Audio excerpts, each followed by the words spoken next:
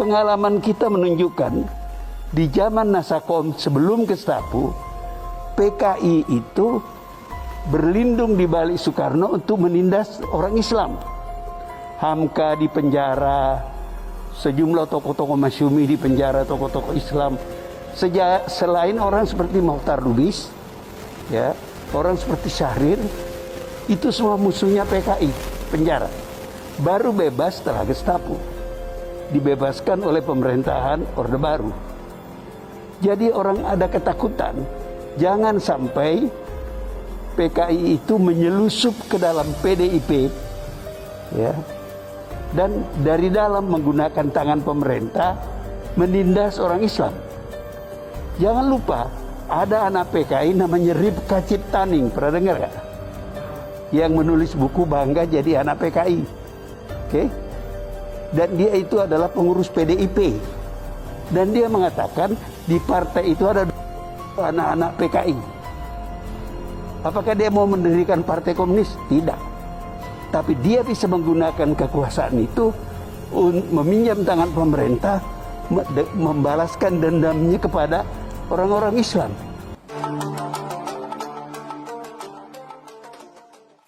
Bung Karno itu menjelang Gestapo mengembangkan ideologi Nasakom.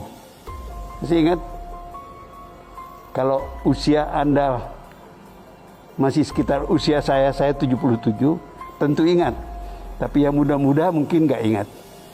Jadi Nasakom ini gagasan Bung Karno tahun 26. Setelah pemberontakan PKI, Silungkang, Jakarta, dan Banten. Kalah, tumpas oleh Belanda, dan pemberontak dibuang ke Bovendigul. Bovendigul itu di Papua sekarang.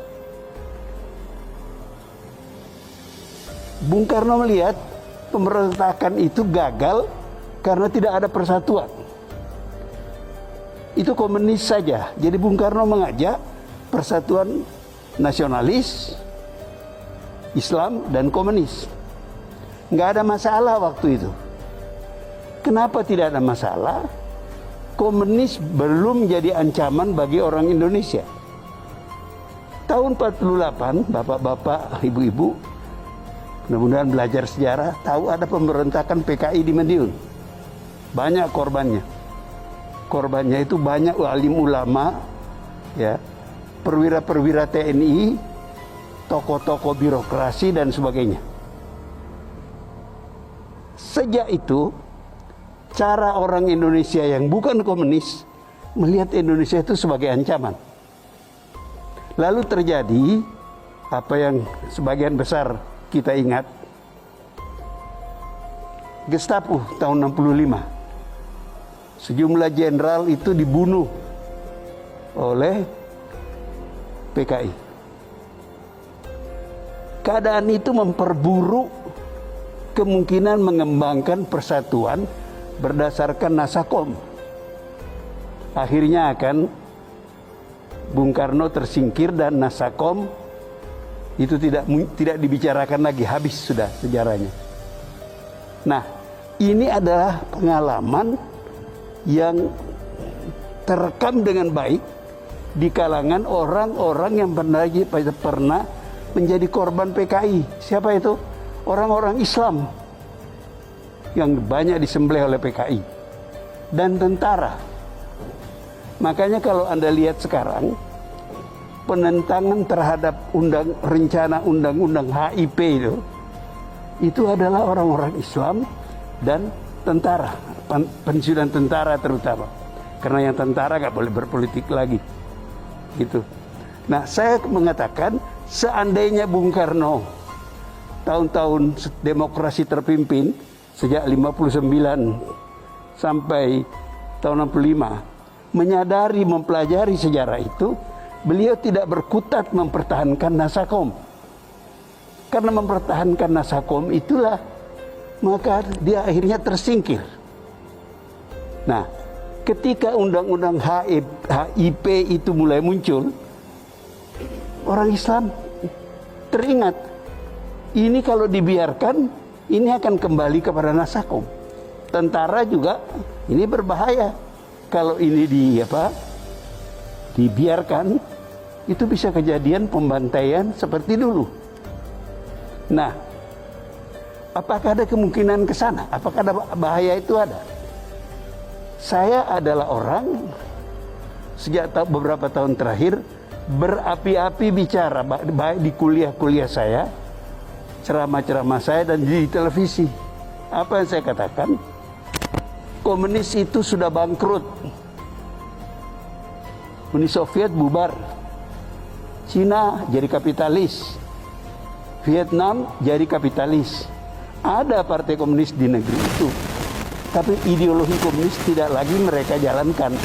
Tapi kalau Anda tanya, saya baca kemarin ada berita dari Beijing, Xi Jinping itu masih menyebut komunis. Tapi nggak ada praktek komunis lagi. Saya berkali-kali ke Tiongkok, itu kapitalis betul. Sudah mati itu ideologi. Lah kok masih takut kita di Indonesia? Pengalaman kita menunjukkan di zaman Nasakom sebelum Gestapo, PKI itu berlindung di balik Soekarno untuk menindas orang Islam. Hamka di penjara, sejumlah tokoh-tokoh Masyumi di penjara, tokoh-tokoh Islam. Selain orang seperti Mokhtar Lubis, ya, orang seperti Syahrir, itu semua musuhnya PKI, penjara. Baru bebas setelah Gestapo, dibebaskan oleh pemerintahan Orde Baru. Jadi orang ada ketakutan, jangan sampai PKI itu menyelusup ke dalam PDIP, ya, dan dari dalam menggunakan tangan pemerintah menindas orang Islam. Jangan lupa ada anak PKI namanya Ripka Ciptaning, pernah dengar gak? Yang menulis buku Bangga Jadi Anak PKI, oke? Dan dia itu adalah pengurus PDIP. Dan dia mengatakan di partai itu ada anak-anak PKI. Apakah dia mau mendirikan partai komunis? Tidak. Tapi dia bisa menggunakan kekuasaan itu meminjam tangan pemerintah, membalaskan dendamnya kepada orang-orang Islam. Ini yang ditakutkan oleh orang Islam. Bukan partai komunisnya. Partai itu sudah bangkrut. Habis sudah. Jadi kembali lagi, mengapa ini saya jadikan contoh? Karena Bung Karno tidak mempelajari sejarah dengan benar. Bahwa gagasan tahun 26 tidak bisa dipakai lagi di tahun 60-an.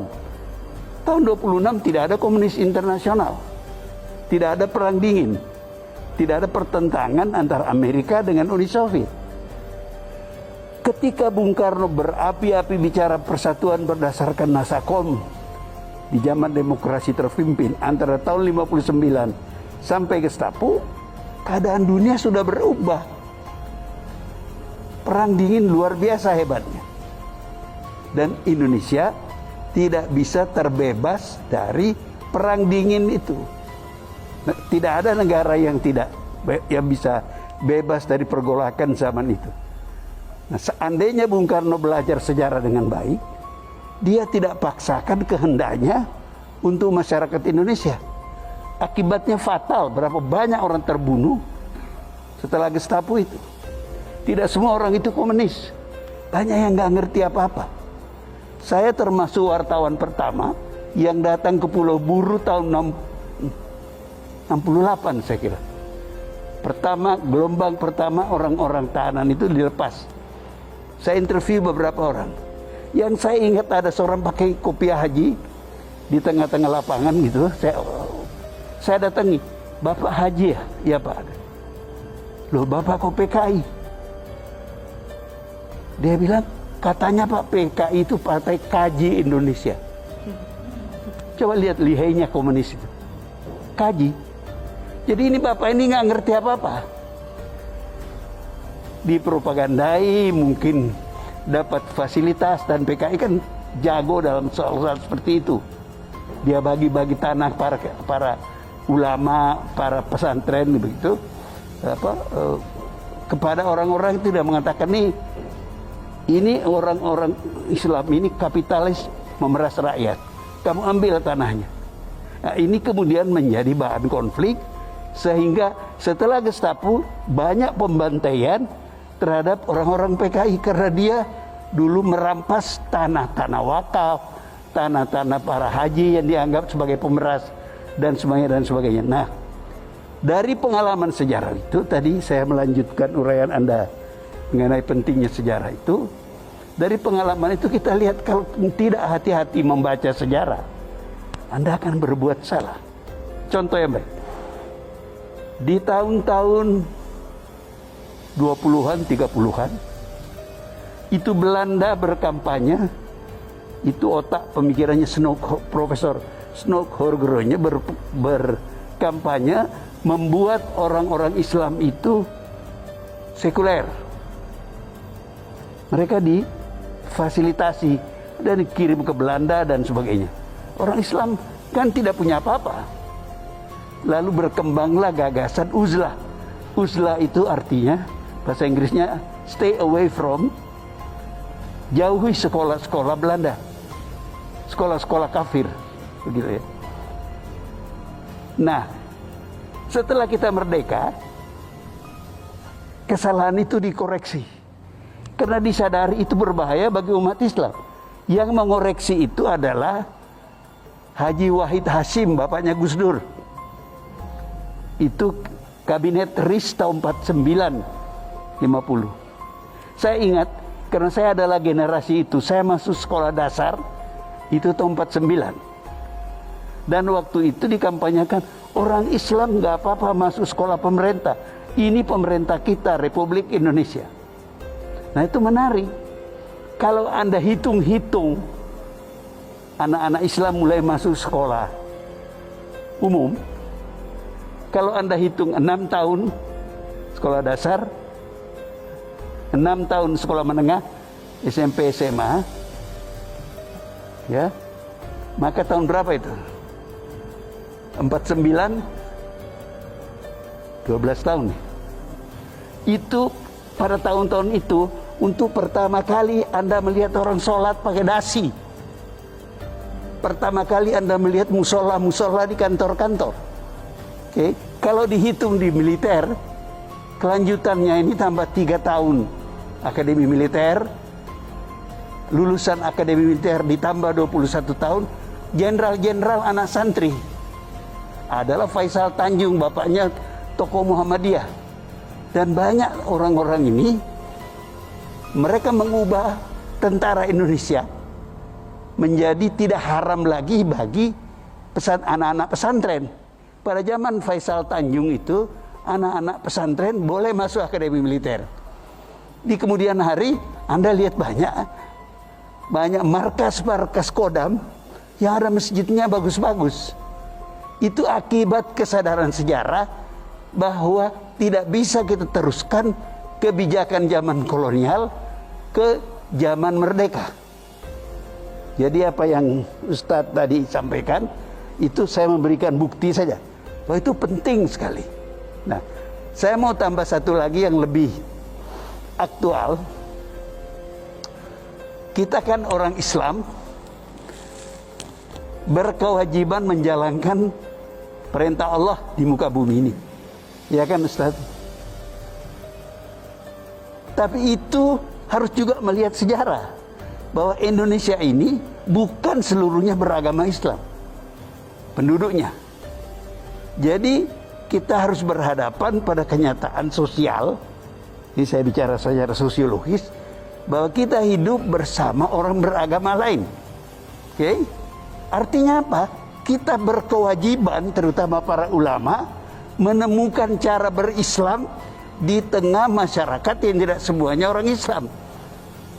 Tentu saja jangan melanggar dalam proses pencarian, jangan melanggar kerukunan beragama. Oke? Menurut saya, yang memfasilitasi itu dengan bagus adalah Pancasila. Ketuhanan yang Maha Esa nomor 1. Dan semua sila-silanya itu tidak bertentangan dengan Islam. Memang bahasanya mungkin bahasa Sanskerta, tapi riwayat spiritnya, jiwanya itu adalah sebenarnya jiwa Islam.